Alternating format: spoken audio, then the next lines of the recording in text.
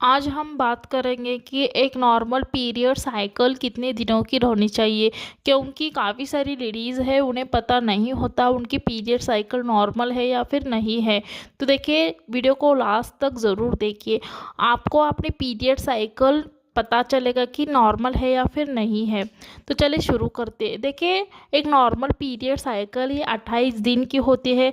अगर आपकी period cycle 28 दिन की है तो ये नॉर्मल है, उसके साथ साथ हेल्दी पीरियड साइकिल भी माना जाता है। 28 दिन के एक हफ्ते पहले या फिर एक हफ्ते बाद अगर आपको पीरियड आता है तो ये भी नॉर्मल है। अगर 21 दिन के अंदर आपको पीरियड आता है तो ये नॉर्मल नहीं है। 21 दिन तक पीरियड आना ये नॉर्मल है।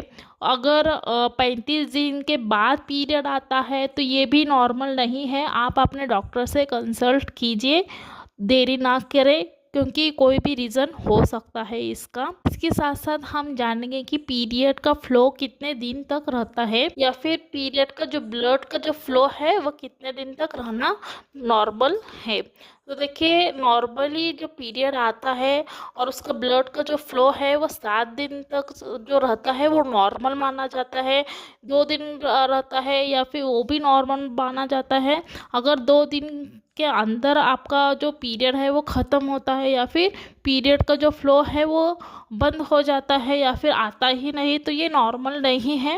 ये कौन सा भी रीज़न हो सकता है, तो आप इधर डॉक्टर को दिखाना ज़रूरी है। अब जानते हैं कि पीरियड का दर्द कैसा रहता है। तो देखिए, सब महिलाओं का पीरियड का दर्द एक सार का नहीं होता है। किसी का तेज़ हो सकता है या फिर किसी का हल्का हो सकता है, सबका अलग अलग रहता है।